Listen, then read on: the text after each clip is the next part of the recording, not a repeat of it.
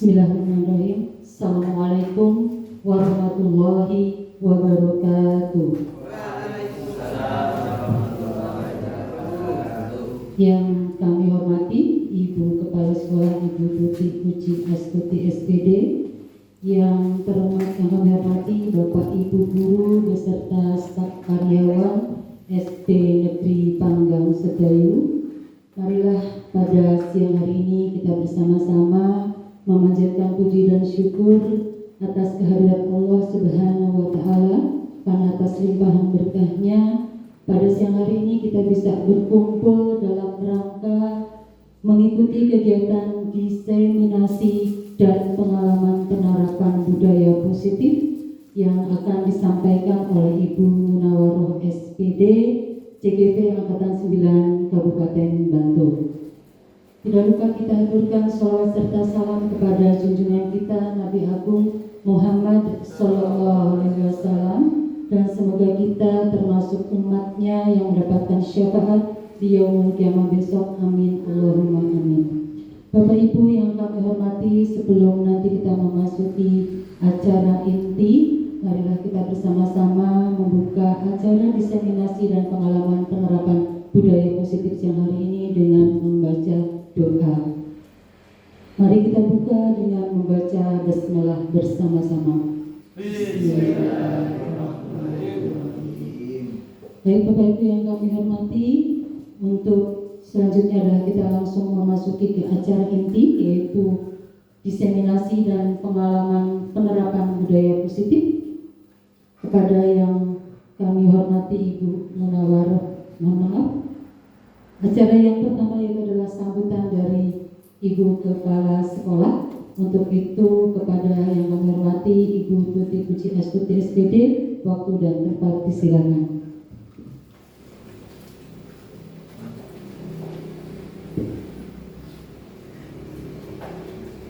Terima kasih atas waktu yang diberikan kepada kami. Sebelumnya, Bismillahirrahmanirrahim. Assalamualaikum warahmatullahi wabarakatuh. Waalaikumsalam warahmatullahi wabarakatuh. Selamat pagi menjelang siang, dan yang kami hormati Ibu Munawaroh selaku atau penyampai materi. Yang kami hormati Bapak Ibu Guru SD Panggang. Pertama-tama mari kita panjatkan puji dan syukur kehadirat Allah Subhanahu wa Ta'ala, Tuhan yang Maha Esa, yang telah melimpahkan rahmat, taufik, hidayah dan inayah kepada kita semua, dan yang telah memberikan beberapa nikmat, terutama nikmat sehat, sehingga pada kesempatan siang hari ini kita masih dipertemukan di SD Panggang tercinta ini dalam keadaan sehat walafiat, tak kurang suatu apapun, yaitu dalam rangka diseminasi dan pengalaman penerapan budaya positif yang nanti akan dipaparkan oleh Ibu Munawaroh SPD. Tak lupa pula salawat serta salam selalu tercurah pada junjungan kita, yaitu Nabi Agung Nabi Muhammad Sallallahu Alaihi Wasallam beserta keluarga dan sahabat-sahabatnya yang kita nantikan syafaatnya di yaumul akhir nanti. Amin. Bapak Ibu yang kami hormati, pertama kami mengucapkan salam bahagia pada Bapak Ibu guru semuanya, dan kami juga mengucapkan selamat kepada Bapak Ibu calon guru penggerak SD Panggang yang kebetulan pada kesempatan angkatan yang ke-9 ini SD Panggang mendapatkan 5 calon guru penggerak, dan semoga nanti apa yang menjadi cita-cita dari beliau berlima nanti bisa terwujud. Amin. Dan Bapak Ibu yang kami hormati, di sini juga kami akan menyampaikan betapa pentingnya budaya positif khususnya untuk di SD Negeri Panggang. Dan alhamdulillah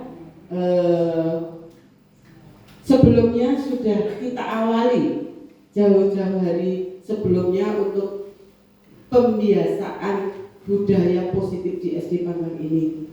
Tetapi ini untuk memantapkan budaya positif yang ada di SD Panggang ini dengan adanya 5 calon guru CGP nanti, semoga semakin kuat, semakin meningkat, semakin ada kemajuan 2 tahun atau 3 tahun mendatang. Semoga SD Panggang dengan kehadiran beliau berlima dengan ilmunya yang bermanfaat nanti, terutama bagi anak-anak dan khususnya nanti bagi Bapak Ibu calon CGP, ini adalah ilmu yang baru yang diperoleh dari Bapak Ibu guru semua. Dan kami nanti berharap ilmu ini diberikan atau disampaikan kepada anak-anak kita, supaya anak-anak kita nanti dalam kehidupan sehari-hari itu bisa menanamkan budaya positif yang kita ajarkan, kita berikan, kita lakukan setiap harinya. Dan nanti juga ilmu ini saya mohon Bapak Ibu guru berlima tidak berkeberatan untuk menyampaikan ilmu yang dengan peroleh itu kepada Bapak Ibu guru yang belum bisa menikmati atau belum bisa atau belum memperoleh kesempatan menjadi calon guru penggerak. Nanti ditularkan kepada Bapak Ibu guru yang lain, entah nanti bagaimana cara mengajarnya, entah nanti bagaimana Bapak Ibu guru menerapkan terutama budaya positifnya itu. Karena saya yakin budaya positif ini terwujud itu tidak hanya sehari, 2 hari, 3 hari, sebulan, 2 bulan, tapi ini berjenjang atau bertahap, setahun, 2 tahun, 3 tahun. Itu nanti yang menikmati adalah anak-anak, mungkin dimulai dari kelas 1, mungkin nanti 3 tahun anak-anak berarti sudah kelas 3, berarti nanti Bapak Ibu sudah bisa menikmati, melihat ada perubahan tidak dari anak-anak itu. Kami berharap nanti semoga dengan adanya pemaparan materi tentang budaya positif ini, anak-anak SD Panggang khususnya akan menjadi anak-anak yang memiliki budaya positif, mempunyai etika sopan santun, mempunyai rasa kedisiplinan, tanggung jawab, kemandirian yang lebih. Itu harapan dari kami. Dan kami juga minta dukungan dan doanya semua dari Bapak Ibu guru. Semoga nanti Bapak Ibu guru berlima ini nanti pada akhirnya mendapatkan yang terbaik dan dapat lulus. Itu harapan kita semuanya. Dan nanti ini bisa mengangkat istilahnya SD Panggang di kemudian hari. Amin. Kiranya sambutan dari saya cukupkan sekian. Ada kurang lebihnya kami mohon maaf dan kita akhiri. Wabillahi taufiq wal hidayah.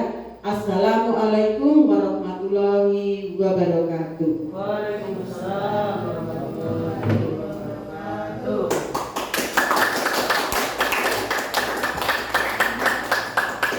Baik, kami ucapkan terima kasih kepada Ibu Tuti Puji Duti SPD yang telah berkenan menyampaikan sambutannya pada pagi hari ini. Bapak Ibu yang kami hormati, tibalah pada acara inti siang hari ini. Untuk itu kami persilahkan kepada presenter kita, narasumber kita Ibu Munawaroh SPD yang akan menyampaikan diseminasi dan pengalaman penerapan budaya positif. Mari kita sambut Ibu Munawaroh SPD dengan memberikan aplaus yang meriah.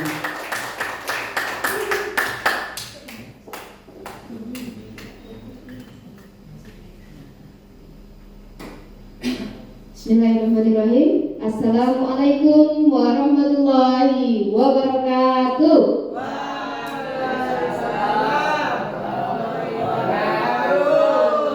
Terima kasih kepada Ibu Priani Sarjana Pendidikan yang telah memberi kesempatan kepada saya untuk menyampaikan diseminasi pada siang hari ini. Kepada yang terhormat Ibu Tuti Puji Astuti Sarjana Pendidikan selaku Kepala Sekolah di SD Negeri Panggang, kepada Bapak Ibu rekan guru yang saya banggakan, yang saya hormati di negeri SD Panggang, di SD Negeri Panggang ini, terima kasih untuk kehadirannya, untuk partisipasinya di pagi menjelang siang hari ini. Pertama-tama marilah kita panjatkan puji dan syukur kehadirat Allah Subhanahu wa Ta'ala yang telah melimpahkan rahmat, taufik serta hidayahnya kepada kita semua sehingga kita dapat berkumpul di ruangan kelas 4B ini dalam keadaan sehat walafiat tanpa kurang satu apapun. Selawat serta salam semoga senantiasa tercurah kepada junjungan kita Nabiullah Muhammad Sallallahu Alaihi Wasallam yang senantiasa kita nantikan syafaatnya baik di dunia ini maupun di yaumul qiyamah nanti. Amin. Mohon izin pada kesempatan pagi siang hari ini saya akan menyampaikan diseminasi dan pengalaman penerapan budaya positif. Sebelumnya karena ini setelah break saya mau cek kesiapan atau kefokusan Bapak Ibu guru, mohon izin. Kalau nanti saya ucapkan selamat pagi berarti tepuk satu kali. Kalau saya bilang selamat siang tepuk dua kali. Kalau selamat sore 3 kali. Nah kalau selamat malam tepuknya enggak bunyi. Oke, coba cek dulu. Kita cek dulu ya. Selamat pagi, selamat sore, selamat siang, selamat malam. Bagus sekali, tepuk tangan untuk kita semua. Terima kasih Bapak Ibu guru sudah mulai fokus berarti ya. Lanjut saja untuk berikutnya.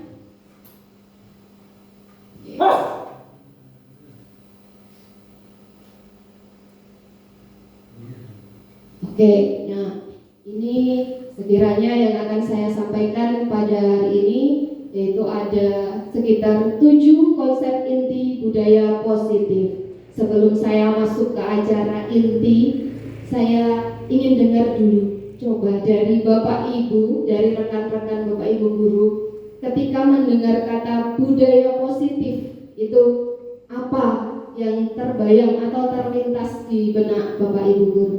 Coba Bu. Kalau menurut saya sesuatu yang menjadi kebiasaan budaya, kebiasaan dan yang bersifat baik atau positif. Terima kasih Bu Titi, bagus sekali ya.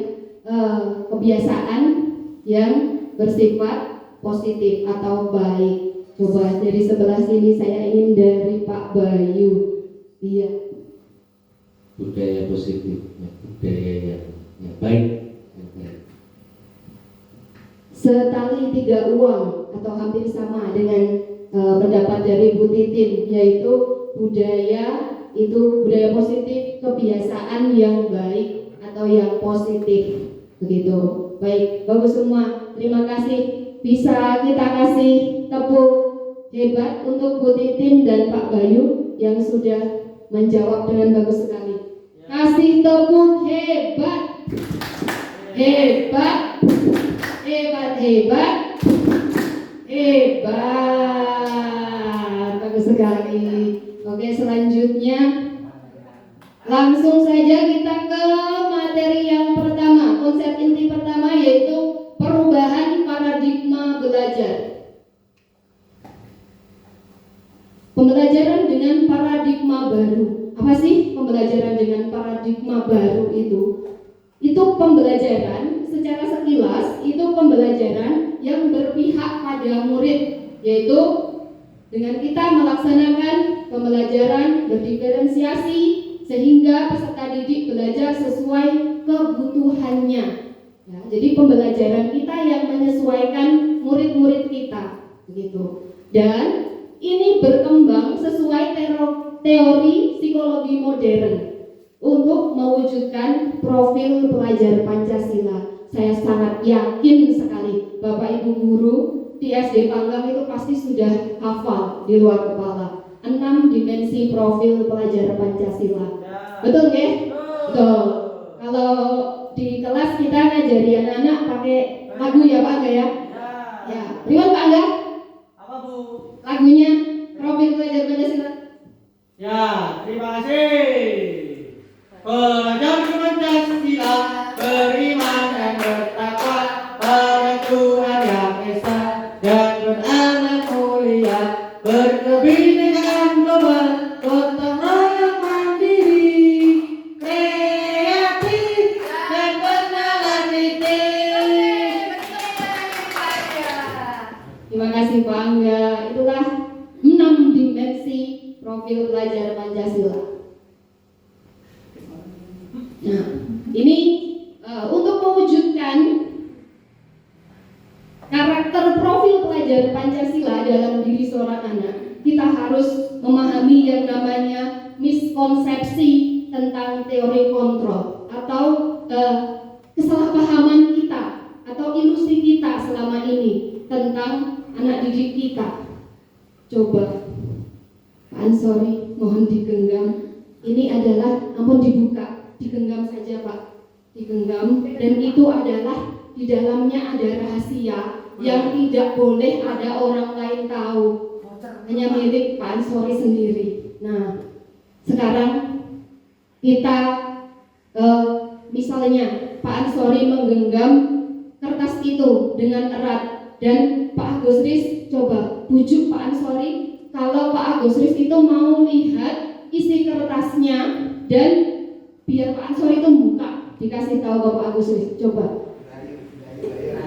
Pak Ansori, Iya. apa ya, penasaran sekali ya. Tidak tahu isinya apa Pak? Coba dibuka Pak. Rahasia. Oke, tetap tidak dibuka ya oleh Pak Ansori. Coba kalau Bu Endang yang membujuk.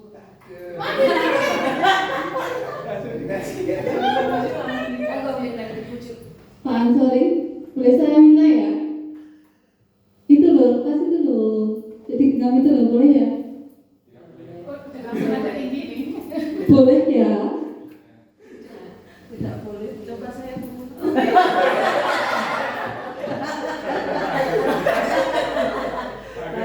Mungkin kalau saya yang minta boleh ya, mungkin Pak Ansori yang sembuh. Kok saya penasaran sekali ya, itu apa yang dikasih lagu. Jadi jika diizinkan dan diperbolehkan, kok saya nggak lihat Pak, sebentar aja.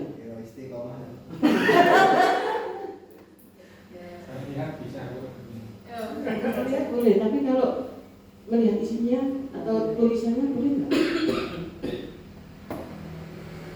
Ini kenapa harus saya memperlihatkan? Saya ingin tahu.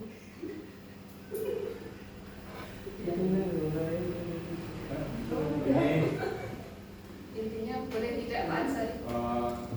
tidak boleh. Tidak boleh. Oke. Terima kasih Pak Ansori kalau tidak boleh.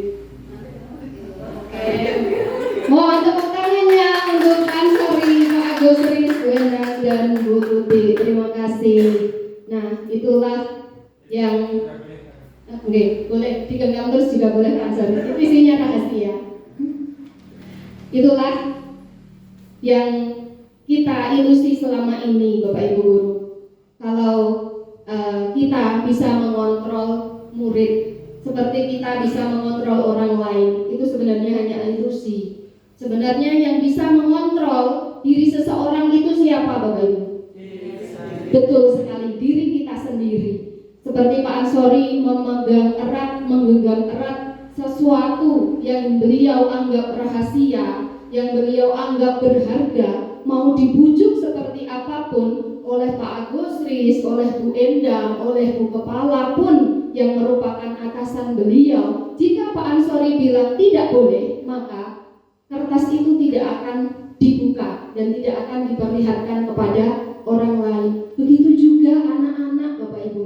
Anak-anak itu mereka mempunyai kontrol atas diri mereka sendiri. Jika mereka kita beritahu kemudian melakukan sesuai keinginan kita, itulah yang dinamakan motivasi eksternal atau karena ada motivasi lain. Sebenarnya mereka lah yang memegang kendali atas diri mereka sendiri, bukan orang tua mereka, bukan guru mereka ataupun teman-teman mereka. Begitu. Dan itu semua ada 4. Ilusi bahwa orang dewasa berhak memaksa, padahal tidak bisa. Tadi Ibu Kepala saja yang merupakan atasan Pak Ansori itu ketika Pak Ansori tidak, itu sebenarnya tidak akan dibuka kertas itu.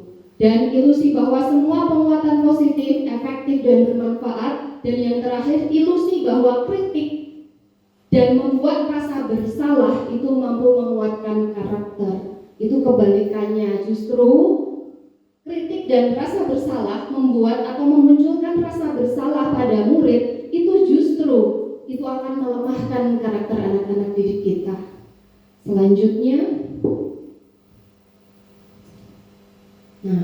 cara mengubah yang namanya miskonsepsi tentang ilusi tentang guru pada murid itu tadi, kita harus mengubah pemikiran kita, pola pikir kita dari stimulus respon ke pendekatan teori kontrol atau control theory. Nah, di sini stimulus respon itu disampaikan di sebelah kanan dan teori kontrol ada di sebelah kiri kalau dari posisi saya nih.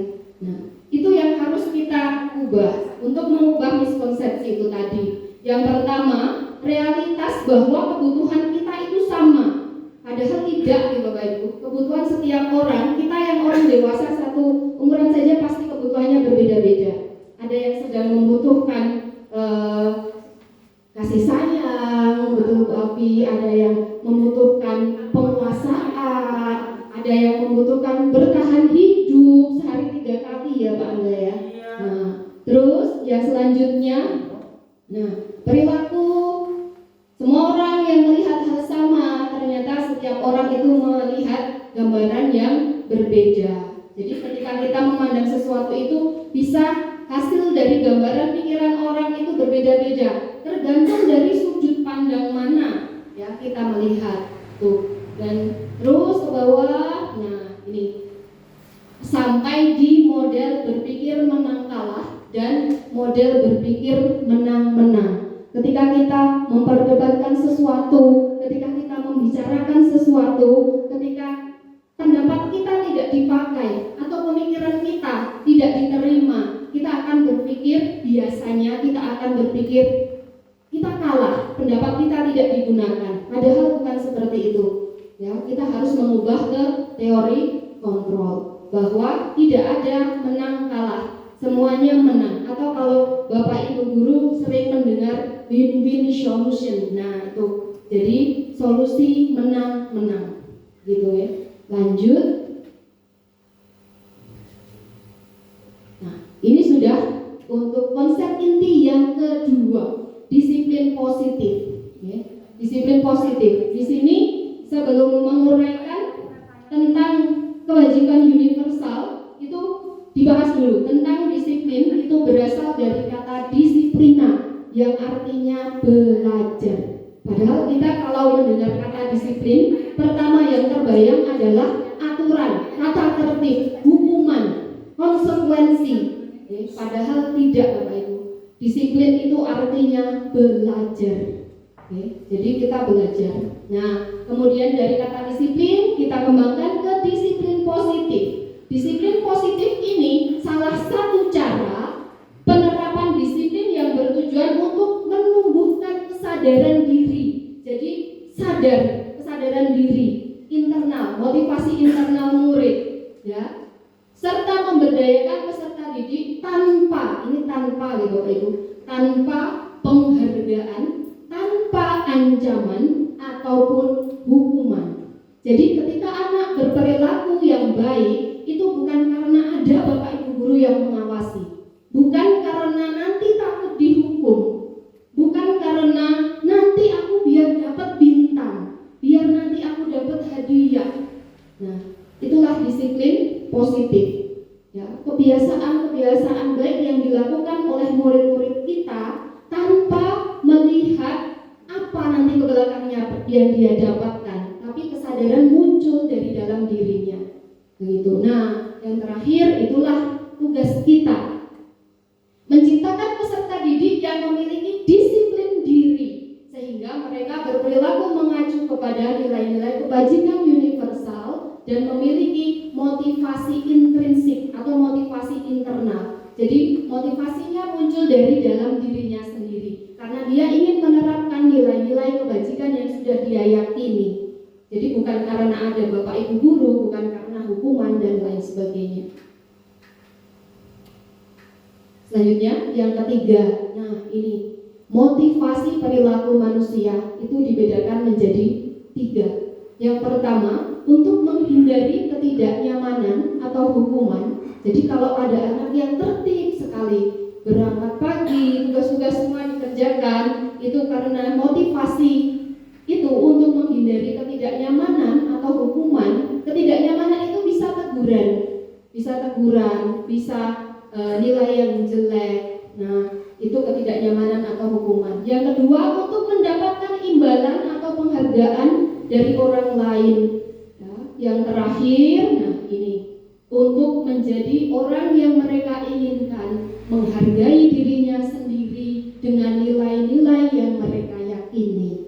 Nah, yang terakhir ini adalah tugas kita, menumbuhkan motivasi internal atau intrinsik dari dalam diri murid. Yang kedua, yang pertama dan kedua itu adalah motivasi eksternal dari luar diri murid-murid kita.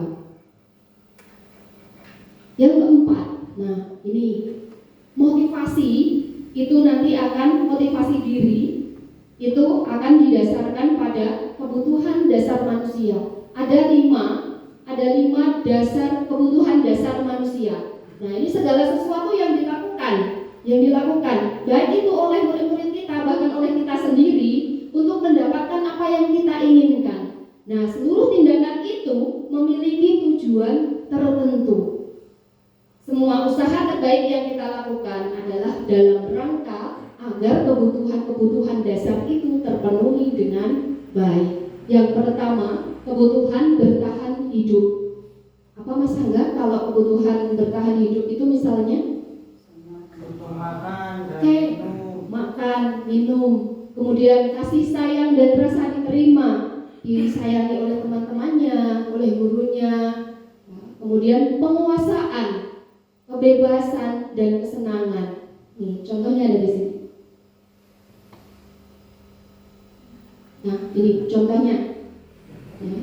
Contoh dari kebutuhan dasar manusia untuk yang penguasaan, ini. Harga diri, keinginan untuk dianggap memimpin, berprestasi, diakui dan didengar. Itu contohnya. Anak-anak punya kebutuhan ini, Bapak Ibu.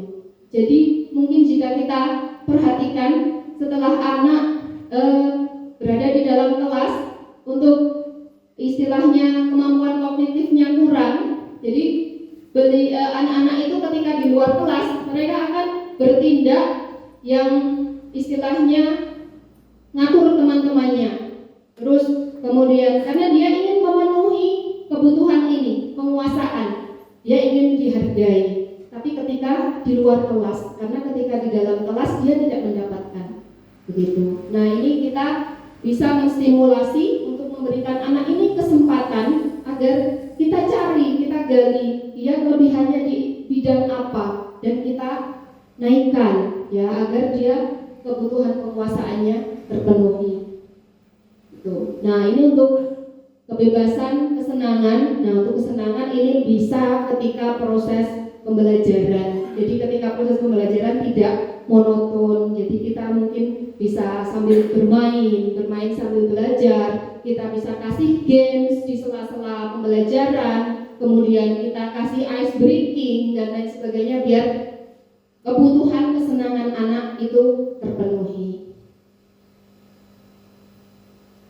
Nah ini choice theory menurut Dr. William Glasser. Jadi ini teori dasarannya tadi. Jadi semua orang itu senantiasa berusaha, tidak hanya anak-anak tapi kita orang dewasa juga akan berusaha untuk memenuhi kebutuhan dasar kita. Nah, hanya saja bila mereka tidak bisa mendapatkan kebutuhannya dengan cara yang positif, disinilah masalah sering terjadi. Mereka bisa melanggar peraturan atau melakukan hal-hal yang tidak sesuai dengan nilai-nilai kebajikan. Disinilah yang di sini tugas kita, ya, tugas kita mengarahkan. Karena kok dia seperti nakal, sering mengganggu temannya. Oh ternyata dia sedang berusaha memenuhi kebutuhan dasar yang penguasaan. Nah itu tugas kita untuk mengarahkan. Selain kita arahkan, kita cari tahu dulu anak itu sedang berusaha memenuhi kebutuhan apa, ya. Kemudian kita bisa arahkan cara selain itu agar kebutuhannya terpenuhi tapi tidak dengan mengganggu temannya, begitu. Oke. Kemudian lanjut saja. Nah, nih perbedaan hukuman, konsekuensi dan restitusi di sini. Hukuman itu tidak terencana, berusaha munculnya tiba-tiba. Jadi bersifat satu arah. Hukuman ini bisa berupa hukuman psikis ataupun fisik. Jadi misal ada anak terlambat datang, terus diminta sama bu guru ngosek WC. Nah itulah hukuman. Konsekuensi pun ini masih belum tepat. Konsekuensi itu masih ada hubungannya dengan kesalahan yang dilakukan. Misalnya pelajaran PCOK terlambat, ya. Kemudian sama Pak Bayu diminta keliling lapangan karena dia melewatkan masa pemanasan ya Pak Bayu. Sebelum olahraga kan pemanasan, karena dia datang terlambat, jadi tidak ikut pemanasan, terus dapat konsekuensi suruh lari putar lapangan. Nah konsekuensi itu masih ada hubungannya dengan kesalahan yang dilakukan. Yang ketiga, ini restitusi. Nah, ini yang akan kita kembangkan bersama-sama, termasuk ke dalam disiplin positif, ya, atau budaya positif di sekolah kita. Kita ubah dari hukuman, konsekuensi, kita ubah ke restitusi. Restitusi ini proses menciptakan kondisi bagi murid untuk memperbaiki kesalahannya.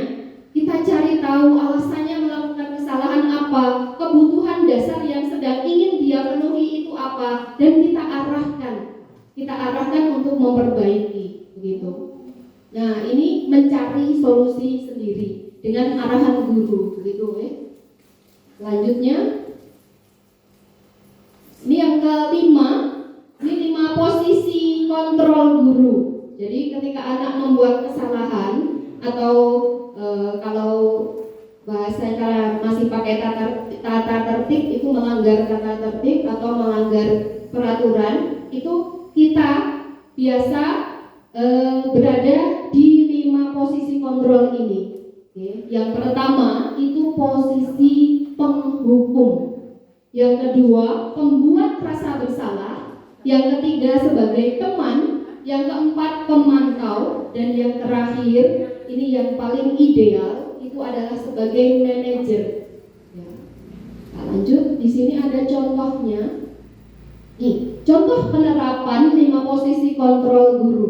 Contoh kasus, siswa datang terlambat saat senam pagi. Jika kita memposisikan diri sebagai penghukum, kita akan meminta anak berdiri di halaman sekolah selama 1 jam. Itu penghukum.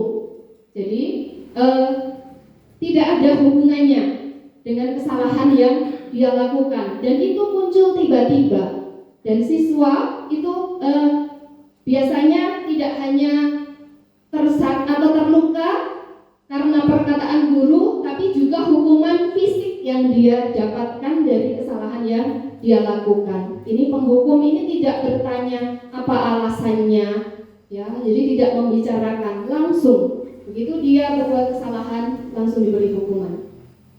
Lanjutnya, membuat merasa bersalah. Berapa kali Bu Guru harus memberitahu kamu, tapi kamu selalu saja mengecewakan Bu Guru, nak. Itu jadi biar muncul rasa bersalah dalam diri anak. Itu posisi ketika kita sebagai pembuat rasa bersalah. Kemudian sebagai teman, ayo dong ikuti aturan sekolah. Tolong bantu Bu Guru ya. Sekali ini tidak apa-apa, lain kali jangan sampai berbuat seperti ini lagi ya. Sebagai teman. Ya. Selanjutnya sebagai pemantau. Nah ini sering ya, saya juga masih sering di posisi ini. Kamu sudah melanggar peraturan sekolah. Kamu tahu kan konsekuensinya? Oke, berarti kamu harus memimpin senam minggu depan dan jangan diulangi lagi. Oke? Begitu. Nah, ini kita biasanya sering, saya sendiri masih sering di posisi pemantau. Nah, yang terakhir ini adalah posisi manajer. Nah, di sini ketika kita berada di posisi manajer, kita menerapkan yang namanya tadi restitusi. Ya, ketika kita berada di posisi manajer itu kita bertanya, apakah kamu tahu kesalahanmu? Jangan-jangan anak tuh nggak ngerasa salah gitu. Jadi kita pastikan dulu, ya.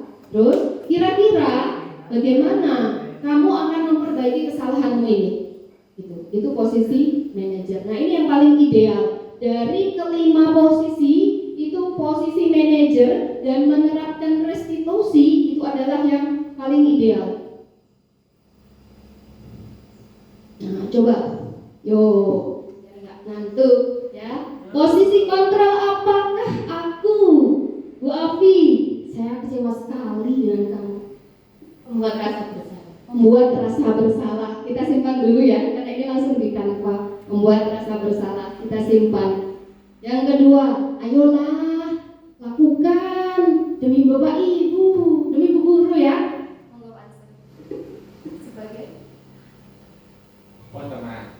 Sebagai teman. Sebagai teman, kita simpan dulu. Selanjutnya, yang ketiga, yang di atas. Kamu tuh tidak pernah benar sih ya, salah terus. Posisi apa Ibu?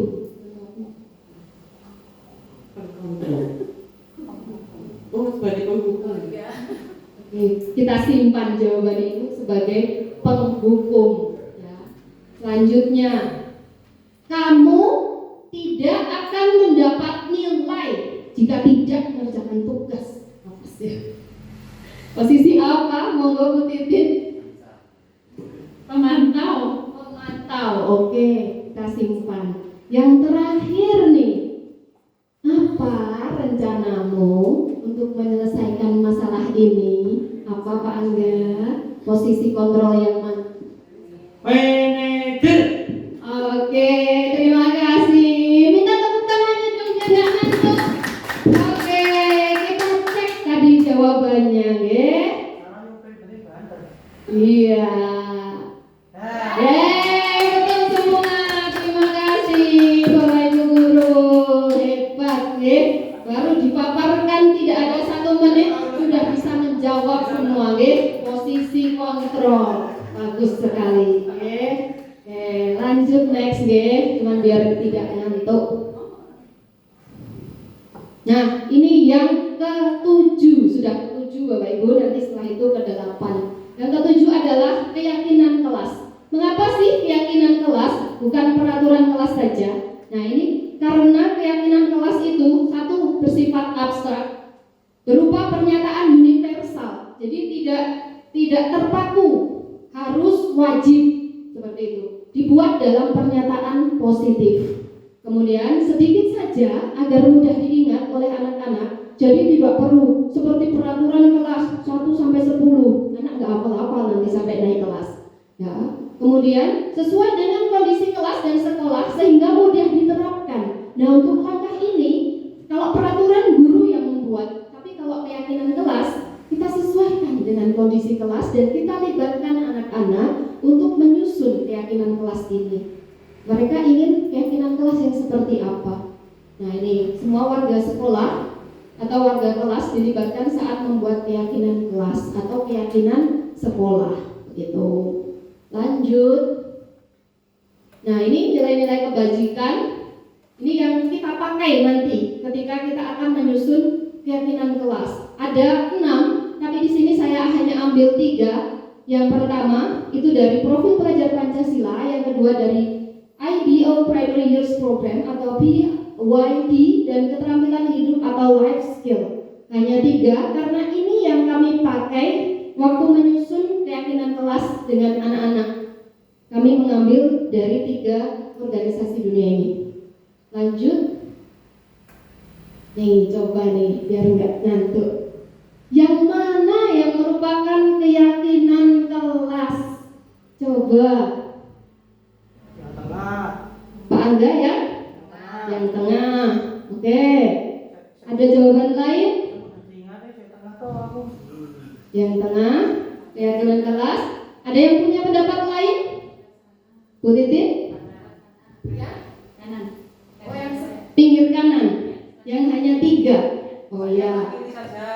Pak Agus Nur? Yang paling kiri. Oke. Tapi ini tidak ada jawabannya di slide berikutnya ya. Oke. Jadi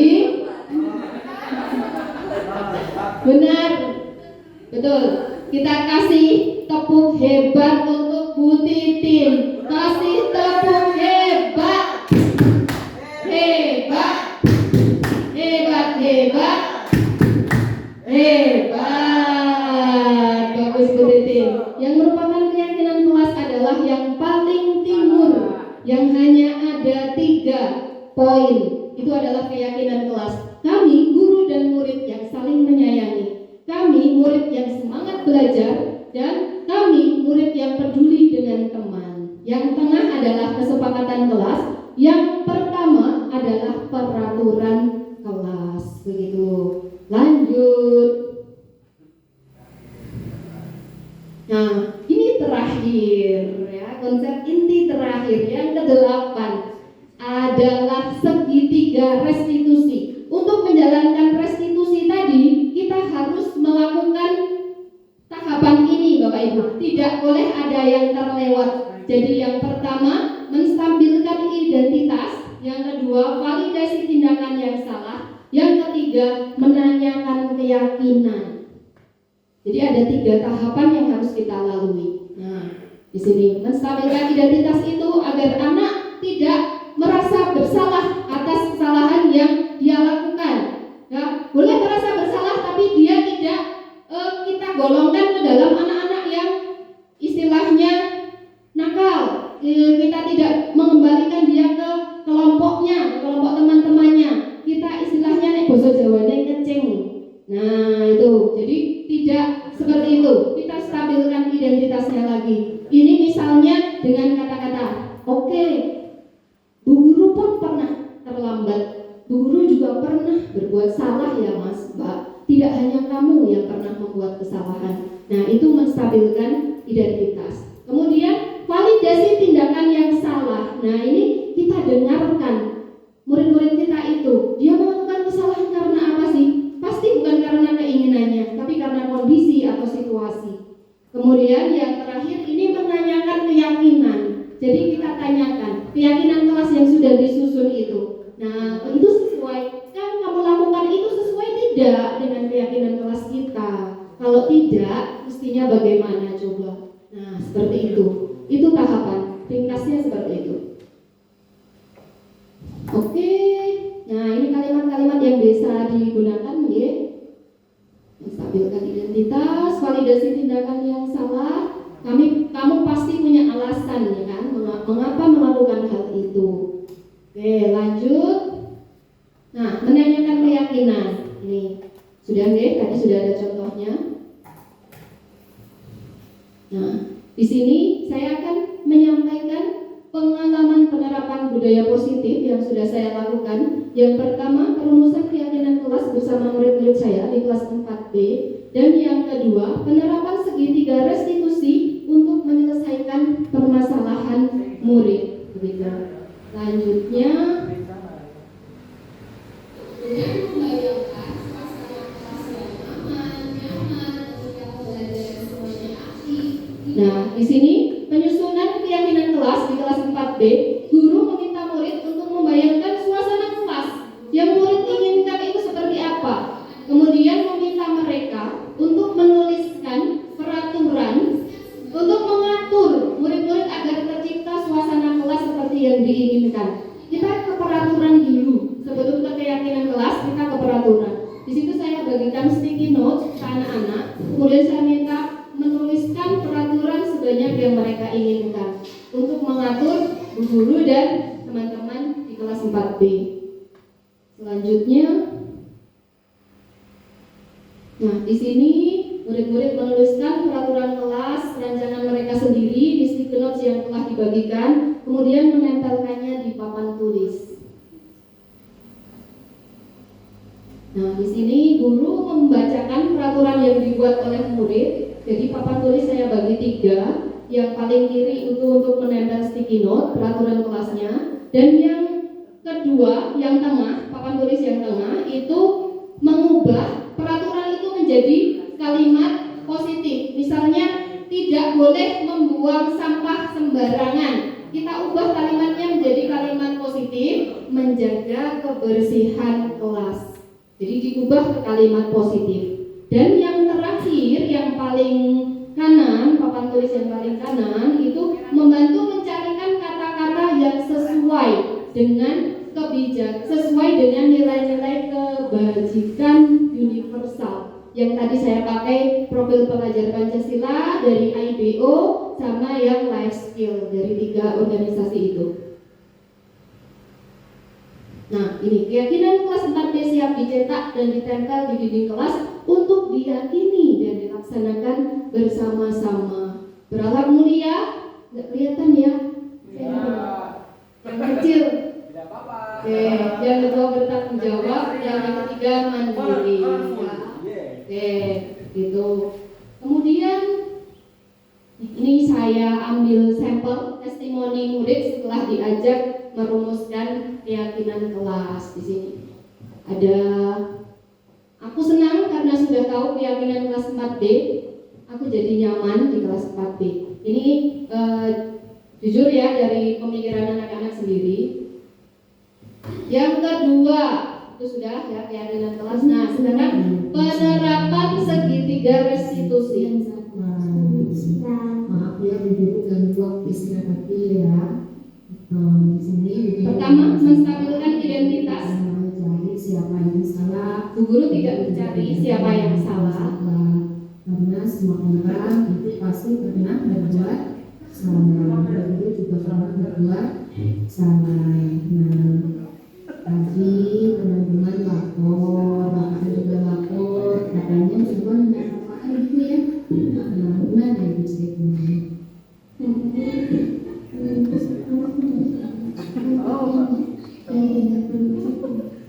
Rafael ngejek Zambara, didiemin masih ngejek terus gitu ya. Terus apa? Marah dan Rafael juga. Oke, berarti baru dan Rafael karena. Nah, ini validasi tindakan yang salah. Ternyata Zahwa itu nendang Rafael karena diejek terus ya. Diejek, Zahwa diamkan, masih diejek terus. Akhirnya karena ini powernya cukup kuat ya, Zahwa ini walaupun anak perempuan, dia maju kaki, ditendang ya. Nah, setelah itu baru menanyakan keyakinan kelas. Tadi sudah validasi tindakan yang salah sudah, baru menanyakan keyakinan kelas. Nah, di situ setelah menanyakan keyakinan kelas itu diajak, jika hal tersebut terulang kembali, ini apa nih yang bisa kamu lakukan? Ya, apakah boleh? Apakah bisa kita menggunakan kekerasan untuk menyelesaikan masalah? Sama temannya ya, kalau nggak suka gitu, jadi tidak pakai kekerasan, tidak dendam, tidak pukul gitu ya. Bagus. Ya, jadi Zahwa sudah tahu apa yang harus dilakukan ya, dan bisa memperbaiki kesalahan gitu ya. Kira-kira Zahwa perlu nggak minta maaf sama Rafael? Perlu minta maaf ya. Di sini berarti Zahwa setelah ini apa yang dilakukan? Minta maaf sama Rafael ya. Oke, gitu aja.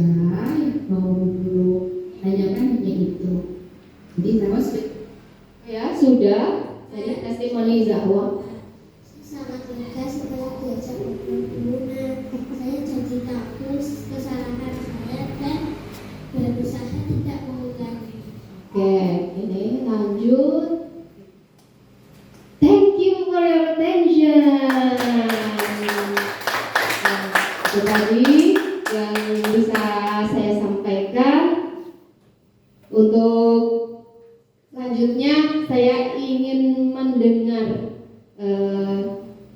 refleksi atau kesan-kesan, saran dan kritik yang ingin disampaikan setelah mendengarkan atau menyimak pemaparan tentang budaya positif dan penerapannya yang sudah saya lakukan di kelas itu tadi.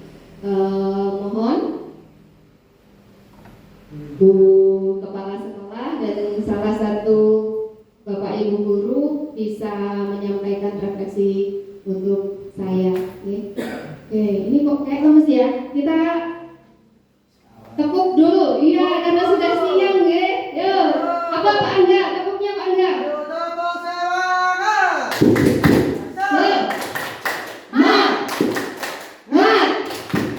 Semangat.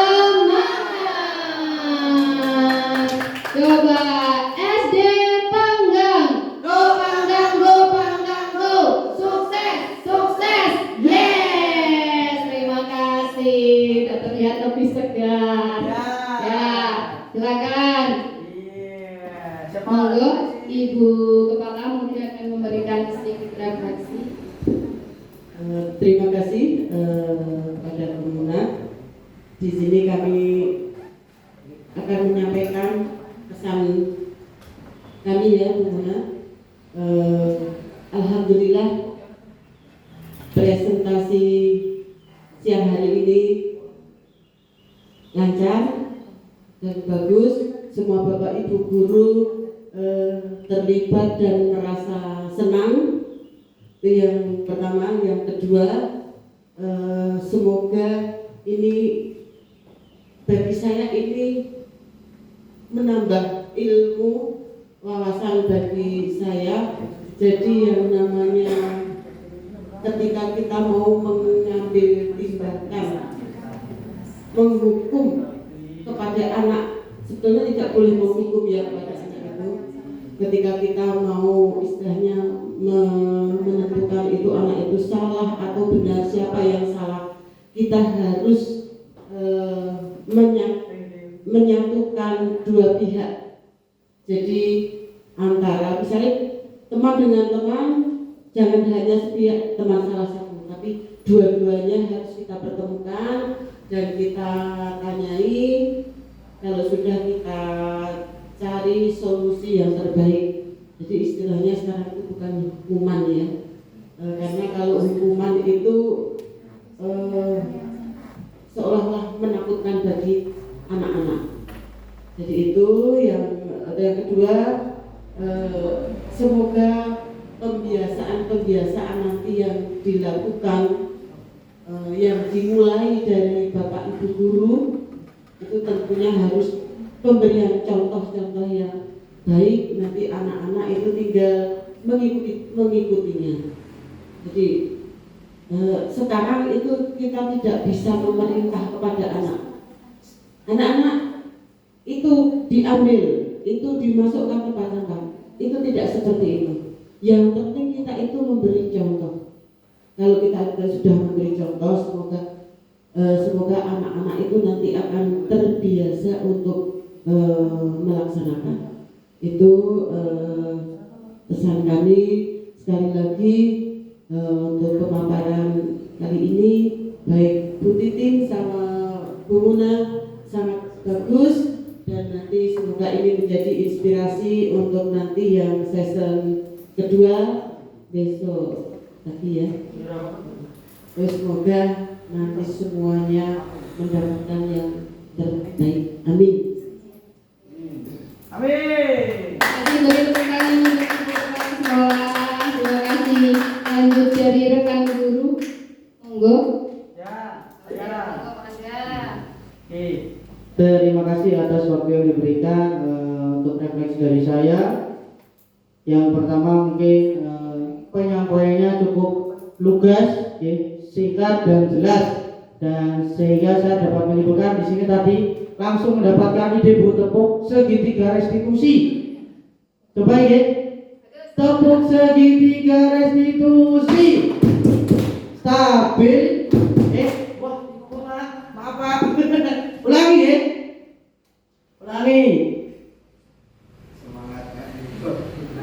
Tepuk segitiga restitusi, stabil identitas, validasi tindakan, keyakinan kelas. Yes.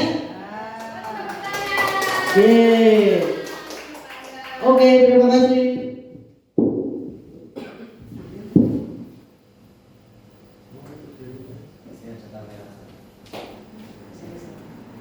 Ya, baiklah. Terima kasih Pak Angga, terima kasih Bu Tuti. Kita beri tepuk tangan semuanya. Begitu saja sedikit banyak yang bisa saya sampaikan. Terima kasih Bapak Ibu Guru dan Ibu Kepala Sekolah yang telah berpartisipasi aktif bekerja sama untuk menghidupkan suasana diseminasi pada siang hari ini. Walaupun suasana panas sekali, tapi Bapak Ibu tetap tidak surut semangatnya. Sekali lagi saya ucapkan terima kasih banyak.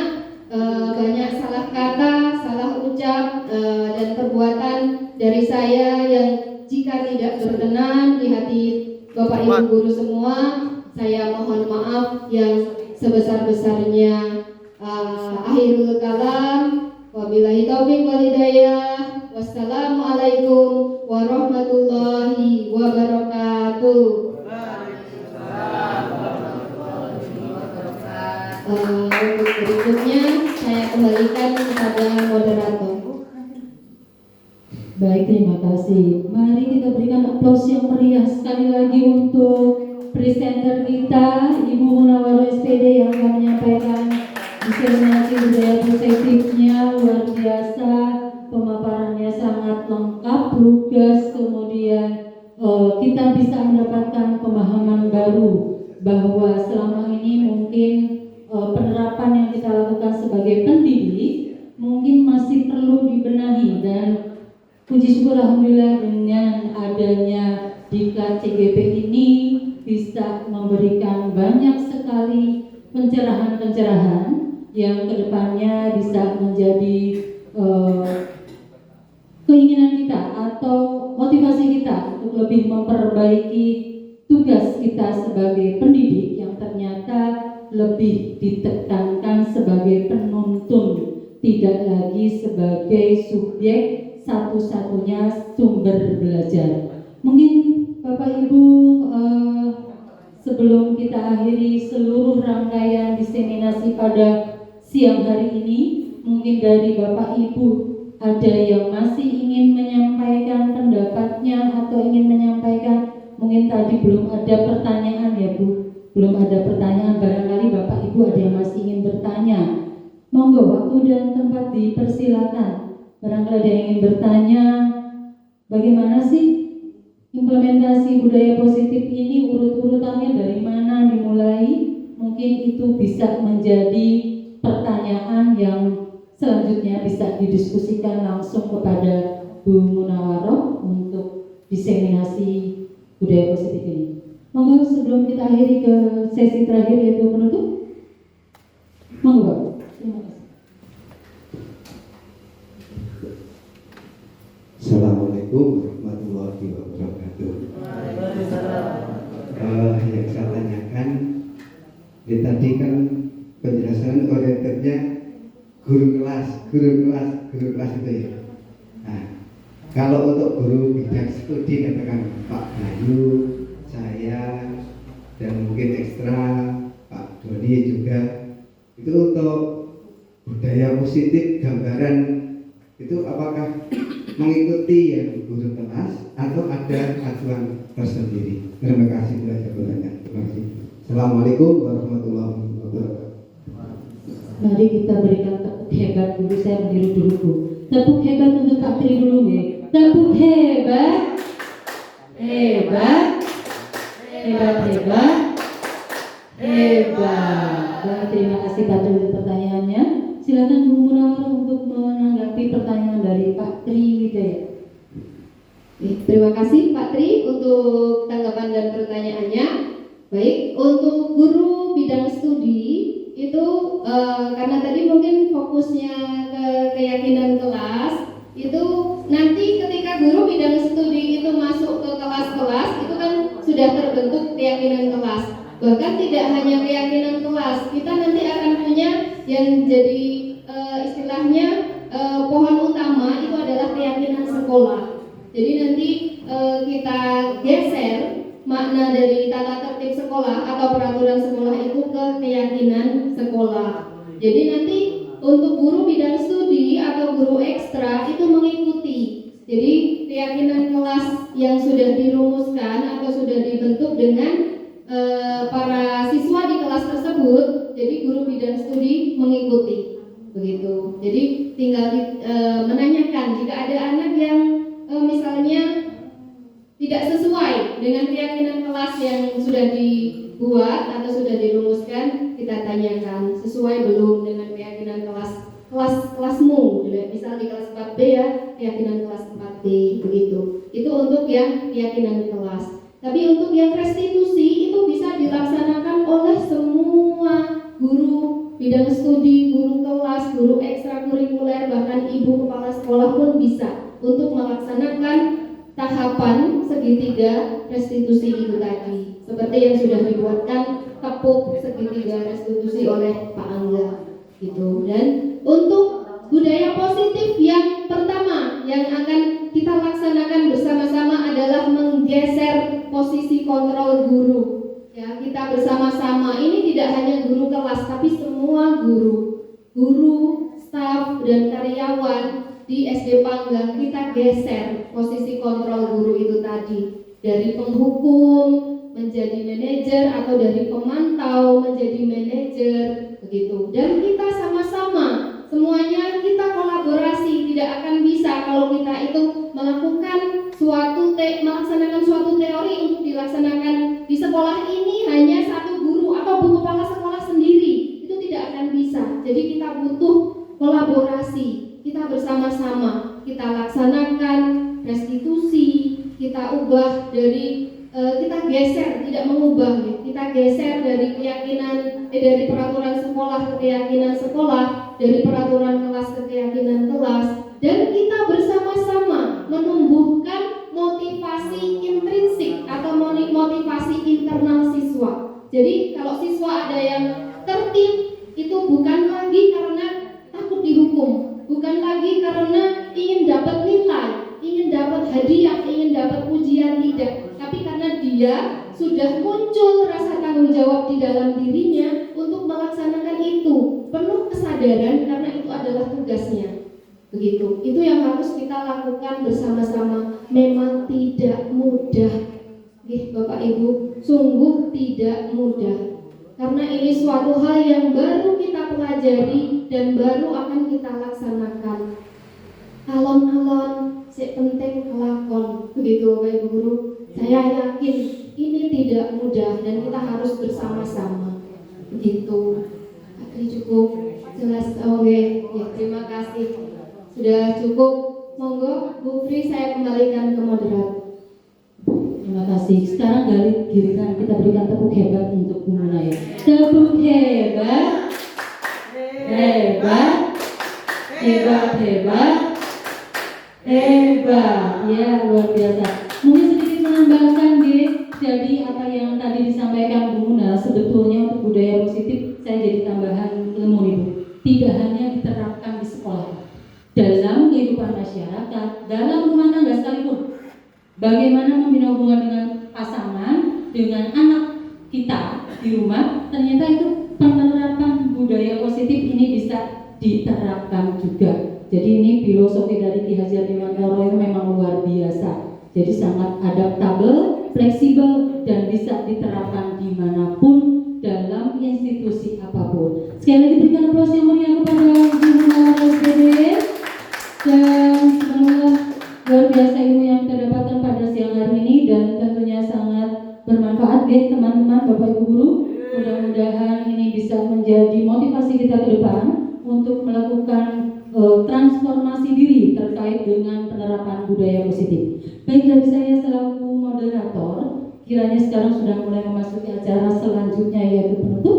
Dan sebelum kita tutup acara diseminasi siang hari ini, marilah kita tutup menutup bersama dengan membaca doa, dengan membaca hamdalah bersama-sama. Alhamdulillah.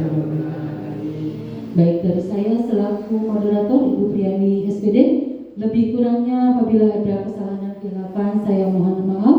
Saya akhiri, wabillahi taufiq wal hidayah. Assalamualaikum warahmatullahi wabarakatuh. Waalaikumsalam warahmatullahi